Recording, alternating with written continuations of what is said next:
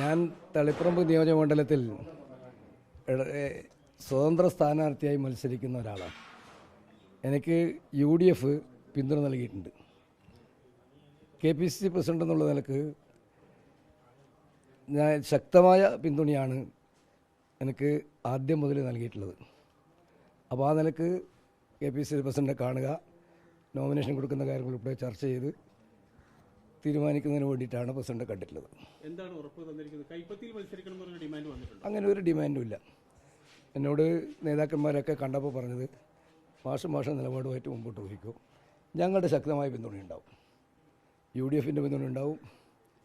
ഇന്നലെ സുധാകരനെ കണ്ടപ്പോഴും ഇപ്പോൾ സണ്ണി വക്കീലിനെ കണ്ടപ്പോഴും ഒക്കെ പറഞ്ഞത് ഞങ്ങളെല്ലാം ശക്തമായ പിന്തുണയുണ്ടാവും, മാസം നിലപാടുമായി മുമ്പോട്ട് പോകും. പക്ഷേ ഒരു റിബൽ സ്ഥാനാർത്ഥി റെഡിയായി നോമിനേഷൻ കൊടുക്കാൻ ബന്ധു കൂടിയ ഒരാൾ, അതൊക്കെ പാർട്ടി പരിഹരിച്ചു. KPC പിന്നെ കോൺഗ്രസ് പാർട്ടിക്ക് അതിനുള്ള കരുത്തുണ്ടല്ലോ, അത് പരിഹരിക്കാൻ അതൊക്കെ പരിഹരിച്ചോളൂ. ഇതുവരെ അങ്ങനെ ഒരു വിവരമില്ലല്ലോ. ഞാൻ ചോദിക്കുന്നത് അതൊക്കെ കൈകാര്യം ചെയ്യാനുള്ള സംഘടനാ സംവിധാനവും കാര്യവും എല്ലാം KPCCക്കും കോൺഗ്രസിനും ഉണ്ടല്ലോ, അത് അവർ കൈകാര്യം ചെയ്യും. ഒന്നും ചെയ്തിട്ടില്ല. ഞാൻ ഇന്ന് മുതൽ തുടങ്ങുന്നത്രേ. ഞാൻ ഉദ്ദേശിക്കുന്നത് എന്തെങ്കിലും പ്രചണ്ഡമായ രീതിയിൽ ഇങ്ങനെ വലിയ രീതിയിൽ അങ്ങനെ ഒരു പ്രചരണം ഉദ്ദേശിക്കുന്നേ ഇല്ല. കാരണം ഒന്ന്, ജനങ്ങളുടെ മനസ്സിൽ ഞാനുണ്ട്.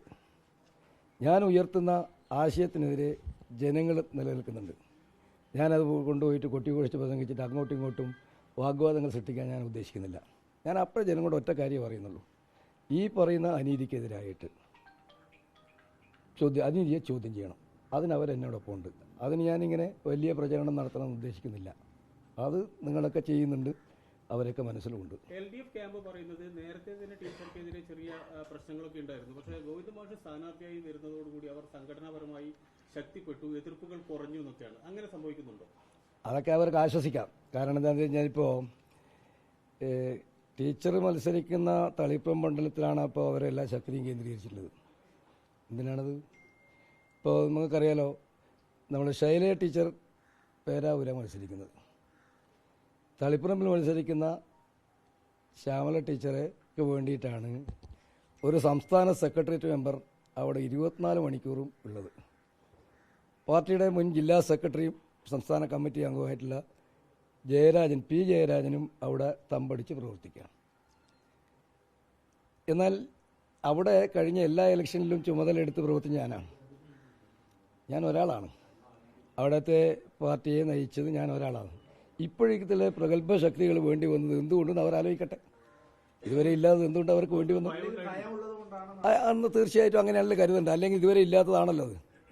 ഇതുവരെ ഇപ്പോൾ അവിടെ ചുമതല നിശ്ചയിക്കുന്ന ഘട്ടത്തിൽ തന്നെ ഞങ്ങൾ സെക്രട്ടേറിയറ്റ് യോഗത്തിൽ ചുമതല നിശ്ചയിക്കുമ്പോൾ ഒരു കാര്യം പറഞ്ഞിട്ടുണ്ട്, ഇവർ 3 പേർക്ക് മുതൽ TK ഗോവിന്ദ മാഷിനും കൂടെ ചുമതലയാണ്. ഞാൻ പറഞ്ഞു എൻ്റെ ആവശ്യം അവിടെ ഇല്ല, നിങ്ങൾ 2 പേരുണ്ടല്ലോ. അപ്പോൾ അന്ന് അതിൻ്റെ അർത്ഥം എന്താണെന്ന് വെച്ചാൽ അവിടെ ഈ ശ്യാമല ടീച്ചർ സ്ഥാനാർത്ഥിയെ കൊണ്ടുവരുമ്പോൾ തന്നെ ഈ ജയരാജന്മാരെ ചുമതലയും കൊടുത്ത് നിശ്ചയിച്ച് വിടുകയാണ് എന്ന് പറഞ്ഞാൽ എങ്ങനെയെങ്കിലും ഇവരെ ജയിപ്പിച്ചെടുക്കുക, അതിനുവേണ്ടി ഉള്ള പ്രചരണം നടത്താമെന്നാണ് അവർ ഉദ്ദേശിക്കുന്നത്. പക്ഷേ ഇന്നലെ മുഖ്യമന്ത്രി കൂടി താങ്കൾ വഞ്ചനയാണ് കാണിച്ചത്, വർഗവഞ്ചകൻ എന്ന് മുഖ്യമന്ത്രി കൂടി പറയുകയാണ്. താങ്കൾ ഏറ്റവും അടുത്ത ആളായിരുന്നു. മുഖ്യമന്ത്രി അങ്ങനെ വർഗവഞ്ചകനാണെന്ന് പറഞ്ഞതായിട്ട് ഞാൻ കേട്ടിട്ടില്ല. ഏഷ്യാനെറ്റ് വഞ്ചന കാണിച്ചു, അത് അവർക്ക് പറയണമല്ലോ. പക്ഷെ മുഖ്യമന്ത്രി എന്നെക്കുറിച്ച് വേറെ എന്തെങ്കിലും ദോഷം പറഞ്ഞതായിട്ട് ഞാൻ കണ്ടിട്ടില്ല. മുഖ്യമന്ത്രി പറഞ്ഞത് കുഞ്ഞികൃഷ്ണനെ പോലെയല്ല, TK ഗോവിന്ദ മാഷ് നേതാവ് തന്നെയാണ് എന്നാണ് മുഖ്യമന്ത്രി പറഞ്ഞത്. അങ്ങനെയാണ് ഞാൻ കേട്ടത്. പിന്നെ വഞ്ചനയാണ് കാണിച്ചിട്ടുള്ളത് പറയില്ല. ആ പാർട്ടിയിൽ നിന്ന് വ്യത്യസ്തമായിട്ട് എനിക്കുമ്പോൾ സ്വാഭാവികമായും മുഖ്യമന്ത്രിയും ഒക്കെ പറയണമല്ലോ. ആ നിലക്കുള്ള ഒരു വർത്തമാനം മാത്രമേ എനിക്ക് ഉണ്ടാവുള്ളൂ. തീർച്ചയായിട്ടും അതിന് സംശയമില്ലല്ലോ.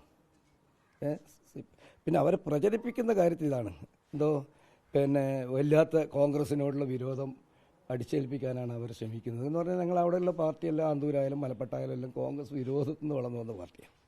വിരോധമാണ് അടിസ്ഥാനം. പക്ഷേ ഞാൻ അവരോട് ചോദിച്ചിട്ടുണ്ട്, ഇത് പറയുന്ന പാർട്ടി നേതാക്കന്മാർ ഇന്നത്തെ ഇന്ത്യൻ രാഷ്ട്രീയം, കേരള രാഷ്ട്രീയം ശരിയായി വിലയിരുത്തിക്കൊണ്ടാണോ അത്തരം പ്രചാരവേല നടത്തുന്നത്? കാരണം അങ്ങനെ വർഗവഞ്ചന കാണിച്ചിട്ടുണ്ടെങ്കിൽ കോൺഗ്രസുമായിട്ട് കൂടിയെന്നാണല്ലോ വർഗവഞ്ചന കാണിച്ചു എന്ന് പറയുന്നതിനർത്ഥം. ആദ്യം അത് ആരാ ചെയ്തിട്ടുള്ളത്? ഞങ്ങൾ പാർട്ടി ആദ്യം ഉണ്ടെങ്കിൽ UPA സമ്പ്രദായം കൊണ്ടുവന്നതിന് നേതൃത്വം കൊടുത്തത് ഹർകിഷൻ സിംഗ് സൂർജിത്ത് എന്ന് പറഞ്ഞ ഞങ്ങളുടെ മഹാനായ പാർട്ടി ജനറൽ സെക്രട്ടറി ആയിരുന്നു. അതിന് നേതൃത്വം കൊടുത്തത്. ആ ഭരണം നിയന്ത്രിച്ചത് സൂർജിത്തായിരുന്നു. അപ്പോൾ അന്ന് UPAയിൽ CPM ഉണ്ട്. പിന്നീട് ഇന്നിപ്പോൾ ഇന്ത്യ മുന്നണി ഉണ്ടല്ലോ.